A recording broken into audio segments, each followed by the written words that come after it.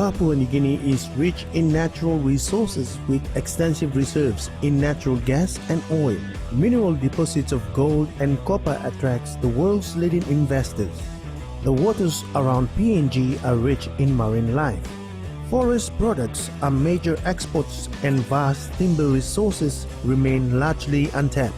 PNG has rich traditions and colorful culture. All these are a perfect recipe for a huge economic development. Despite the availability of these raw materials for economic development, the economy is limping. The advent of new ways in contemporary Papua New Guinea has set new targets to reach.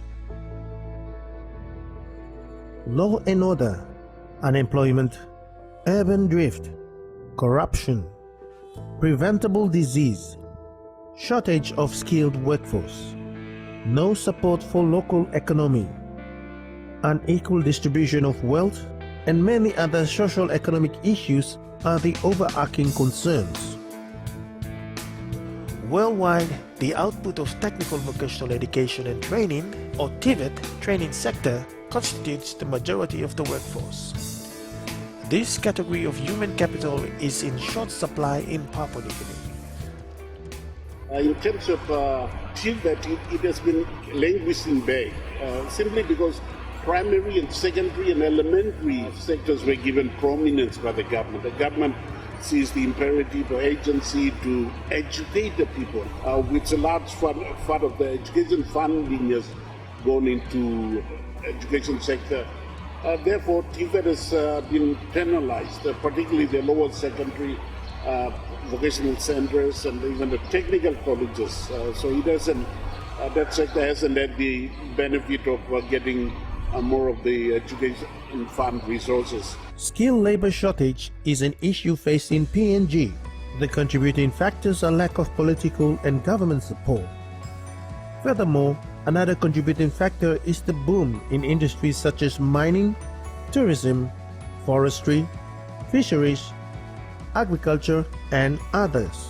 These factors affect Tvet's system to produce the required skilled labor workforce. There is a need to develop the undeveloped Tvet sector.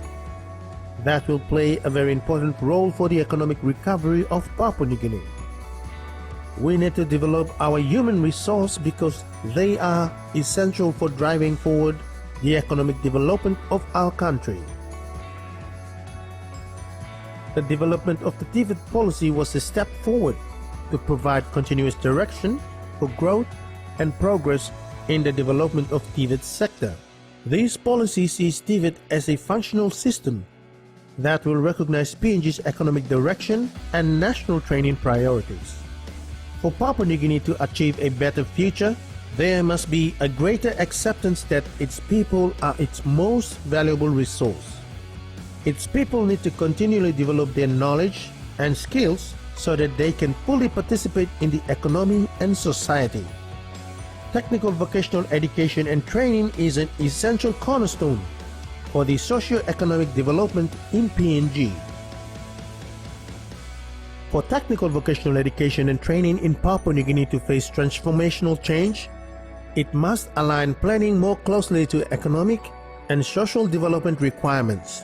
The Tvet sector must relate to and take advice from businesses, industry, and community leaders. Tvet is an integral part of the whole education sector and foundation for the economic and social development of the nation. In any developing country or in developed countries, the backbone of any country is the technical people.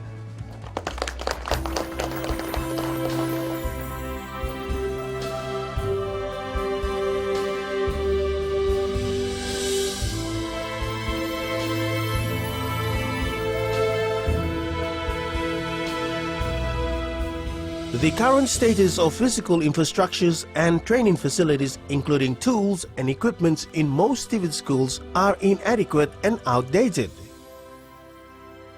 Workshops, laboratories, dormitories, ablution blocks, and staff housing.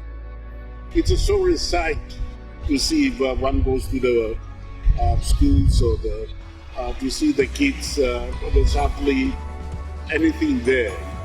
For a vocational center, probably an AMA could be passed around by 50 students, somebody having a training, hammering a nail, because there aren't that many AMAs to go around. I mean, when an instructor demonstrates. So that As a result, quality and standard of delivering of teaching and learning has been affected.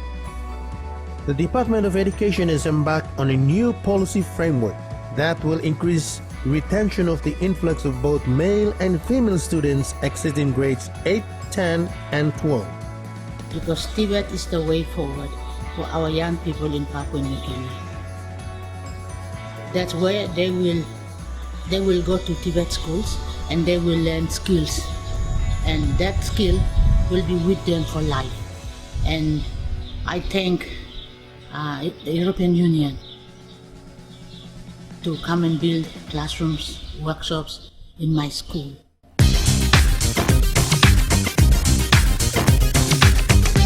The European Union has come to the aid of PNG's deteriorating Tvet status. European Union has funded millions of kina to improve the standard of Tvet in PNG. Both sides have endorsed the very ambitious Sustainable Development Goals to be achieved by 2030. Education is a sector where European Union is always interested in invest. As I said, is the best long-term investment that one can make. And I'm sure that we are going to continue working in the areas, particularly on Tvet, because it's an area which is well identified where the potential lies to also support the growth of the economy and the ambition of the country to become a prosperous nation in the years to come.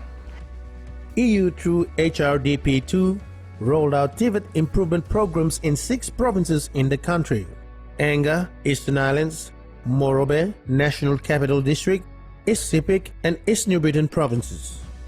The infrastructure, tools and equipment training amount to something like 50 million kina, and that is an investment.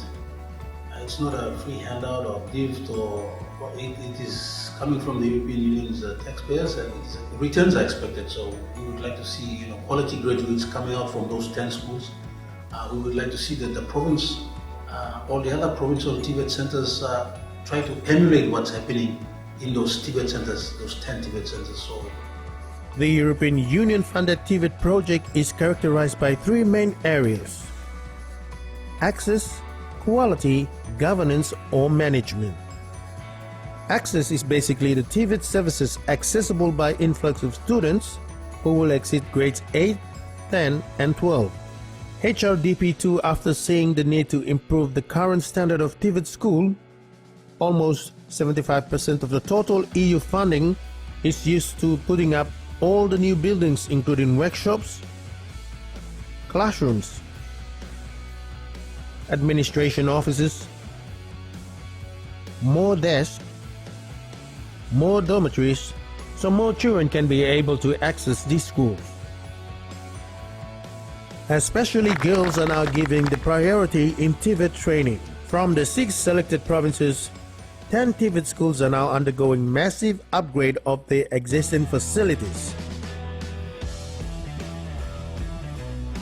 The 10 schools receive new standard infrastructure buildings with quality training equipment. It came in from the suppliers in bulks per item that was listed as per the contract, and it went into each containers per school. Here at Wumi Vocational, they've been allocated a total of 4 workshops, 2 duplexes, and 1 female and male ablution block. Before me in school, I got plenty teachers. Daily classroom was 5 plus 6 plus 1 time, good infrastructure, all tools and material. Now, I look all kinds of things, I help him straight. Make a big plan as a citizen as Besman Law Eastern Islands. I really appreciate the European Union coming to our school and building us 3 double classrooms, workshops for all the students, and ablution blocks, it's 3 of them. The UME held its inaugural launching of its newly constructed workshops early this year.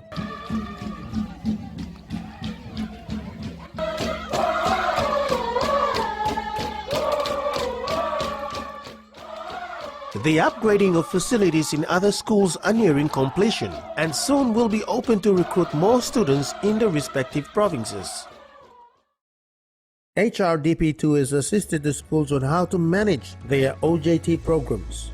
OJT is short for on-the-job training, where students are placed in real work environment for experience. OJT has been an important function for quality check and review of students' performances and learning.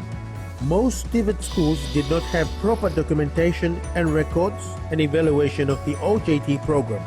HRDP2 is assisted by developing templates where schools can use to help improve the OJT program between employers and the schools, so that the training effort across the sector are on record and measured so that the government and major stakeholders in the business, industry, and community are informed. HRDP2 emphasizes on upskilling quality Tvet teachers. Almost 350 trade teachers who are currently teaching were brought into PNGEI for upskilling and improve on their teaching skill. Okay, on this flight, we are about 17. All of us came down from Chimbu, but there should be another, maybe 35 amongst the group from another 18 provinces. European Union is spending a lot of money, in millions, to sponsor us. And most of the trade teachers were recruited from mining and other trade jobs to teach at the Tvet schools. They lack teaching skills. we are not certified teachers, so that's why we all came down for this training. Teaching without a proper qualification for the period of 4 years. I've been teaching in the vocational center for 15 years without teacher qualification until the European Union came in and rescued me. The EU is coming in good in upholding the qualification of the teachers of the Tvet in the country as a whole. And Hanga is no exception. Without the help of the European Union, I wouldn't be like this. That because of the European Union sponsorship, okay, I got my teaching certificate because it's a requirement for the education department. So I would not be paid like this because of the help of the European Union. Okay, and now I am in payroll now. We attend the in-service course. After that, we graduated with a teaching certificate in diploma. So now we are qualified and we can deliver the skills and knowledge to the students. We are more confident and competent in our trade areas. We want quality teachers to be giving the proper training to the students, and also there's an element of governance in it.